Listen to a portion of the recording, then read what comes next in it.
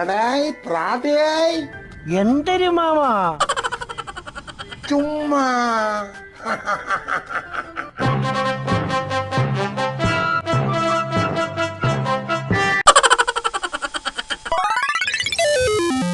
എടായി പ്രാട്ടിയായി പ്രാട്ടി ചെറുക്ക എന്തൊരു മാമ എടേ നമ്മളെ പണ്ടാര വിളയില്ല കൊച്ചുമണിയായി ആശുപത്രിയിലായടാ.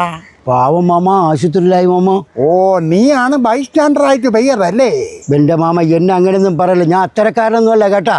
എന്താ നിങ്ങൾ ഈ പറഞ്ഞതൊന്നും അല്ല ഞാൻ. നിങ്ങളില്ലാതെ വരുമ്പോ വല്ലപ്പോഴും അത്യാവശ്യത്തിന് 10-200 അയാളത്തെ ഞാൻ ചോദിക്കും.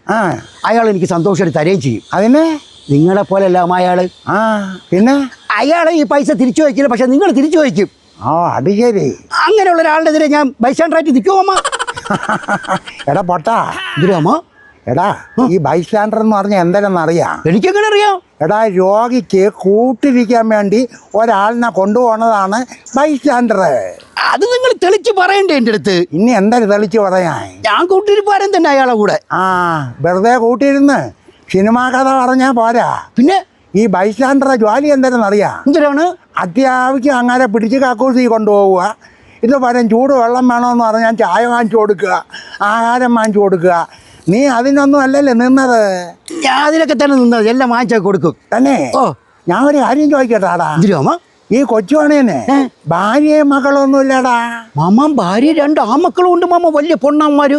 എന്നാ പിന്നെ അവന്മാരൊക്കെ വന്ന് ഇവിടെ ഇരുന്നാ പോരായിരുന്ന? നിങ്ങൾക്ക് എന്തിനാ മാമ പ്രാന്താമ? എന്താ അവർക്കൊന്നും വന്ന് ഇവിടെ ഇരുന്നൂടാ? എന്താടാ പൈൽസിന്റെ അസുഖം ഉണ്ടാ?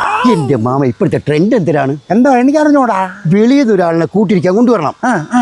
അപ്പോൾ ഈ കുടുംബത്തിനൊരു അന്തസ്സല്ലേ മാമ, അന്തസ്. ഓ, അന്തസ്സിന് വേണ്ടിയാണ് ഈ ബൈസ്റ്റാൻഡറെ വയ്ക്കുന്നതല്ലേ? പിന്നല്ലാതെ ഇപ്പൊ എല്ലാരും അങ്ങനെയല്ല ചെയ്യണത്. എന്നിട്ട് അന്തസ് കെട്ടേണ്ടുള്ള പരിപാടിയല്ലേ നീ കാണിച്ചത്? ഞാൻ തിരിയത് മാമ. 3/4 മണിക്കൂർ കഴിഞ്ഞപ്പോ നീ ബാഗും ഒക്കെ എടുത്തോണ്ട് അവിടുന്ന് പൊക്കളഞ്ഞതാ. അത് ചോദ്യം നിങ്ങൾ ആ ചോദ്യം ചോദിച്ചു. അത് തന്നെ ഞാൻ ചോദിച്ചത്. എന്തായിരുന്നു പയ്യത്? എന്തിനു പോയത്? എന്തായിരുന്നു പറ. എന്റെ മാമ ഞാൻ ചെന്ന് നിന്നപ്പം ഒരു സുന്ദരിയായ ഒരു നേഴ്സ് വന്ന് എന്നെ കണ്ട് ഒരൊറ്റ ചിരി. അതുകൊണ്ട് മാമ എന്നിട്ട് എന്റെ ചെവിയിൽ വന്ന് ഒരു കാര്യം കൂടെ പറഞ്ഞു മാമ. ഞാൻ പിന്നെ തിരിഞ്ഞും പിരിഞ്ഞും നോക്കിയില്ല. ഉടുപ്പും ബാഗും എല്ലാം കൂടെ പറക്കി വെച്ച് ബാഗ് കൊടുത്തോണ്ട് ഞാൻ നേരെ ഇറങ്ങി ഗാറ്റിൻ്റെ അവിടെ നിന്ന്. അതെന്തായിരുന്നു ഗാറ്റിൻ്റെ അവിടെ ചെന്ന് നിന്നത്? രാത്രി 8 മണിയായി, 9 മണിയായി, 12 മണിയായി. പിറ്റേ ദിവസം രാവിലെ 7 മണിയായപ്പോൾ ആ നേഴ്സ് ആ ഗാറ്റിൻ്റെ അവിടെ വന്നു. അപ്പൊ ഞാൻ എൻ്റെ മുഖത്തൊക്കെ ചിരിച്ചപ്പോൾ ഞാൻ പറഞ്ഞു പോവാ. എന്തായിരുന്ന പോവാന്ന് ചോദിച്ചു. നമുക്ക് കൊടൈക്കനാല മൂന്നാറിലെ പോയാൽ പോരെന്ന് ഞാൻ ചോദിച്ചു. എന്റെ പൊന്നു മാമ, ഇത് പറഞ്ഞതും ഈ നേഴ്സിന്റെ കൈ എന്റെ കവാല കുറ്റിട്ട് പുളക്കൻ ഓർമ്മ തന്നു മാമ. പിന്നെ ഒരു സ്ത്രീയുടെ മുഖത്ത് നോക്കി പോക്കരുതരം പറഞ്ഞ നിന്റെ നെഞ്ചാമുടിയെ ചവിട്ടി കളക്കണ്ടേ? ഇത് കണ്ടുകൊണ്ട് അവിടെ നിന്ന് സെക്യൂരിറ്റിക്കാരനെ കൂടെ എന്റെ നെഞ്ചിക്കറിന്ന് പൊങ്കാല ഇട്ടു മാമ. നിന്റെ ഉയരെ തിരിച്ചു കിട്ടിയത് ഭാഗ്യം. ഞാൻ എന്തിനു തെറ്റ് ചെയ്തു മാമ? അതിന് നീ അല്ലേടാ ഒരു സ്ത്രീയുടെ മുഖത്ത് നോക്കി പോവാന്ന് ചോദിച്ചത്?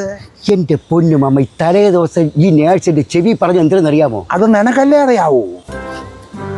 രാത്രി 8 മണിയാകുമ്പോ റെഡിയായി നിന്നുള്ള ഒരു ട്രിപ്പ് ഉണ്ടെന്ന് മാമ. എന്തരെ രാത്രി 8 മണിയാകുമ്പോഴേ റെഡിയായി നിന്ന ഒരു ട്രിപ്പ് ഉണ്ടെന്ന് പറഞ്ഞു. അതുകൊണ്ടല്ലേ ഗാറ്റിന്റെ അവിടെ 7 മണിയോട്ട് പോയി നിന്നത്.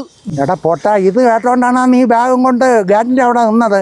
ഓ മാമ, അവർ ഉദ്ദേശിച്ച ട്രിപ്പ് എന്തെന്നറിയാം? എന്തൊരു മാമ? രോഗിക്ക് 8 മണിയാകുമ്പോൾ ഒരു ട്രിപ്പ് എടുക്കണം, റെഡിയാക്കി കിടത്തണമെന്നാണ് അവർ പറഞ്ഞത്. ആ ട്രിപ്പല്ലേ അമ്മ ഈ ട്രിപ്പ്? എന്തൊരു ട്രിപ്പായിരുന്നാലും പിള്ളക്ക് വേഷ ട്രിപ്പ് കിട്ടിയല്ലേ? എന്തൊരു മാമ നോട്ടി.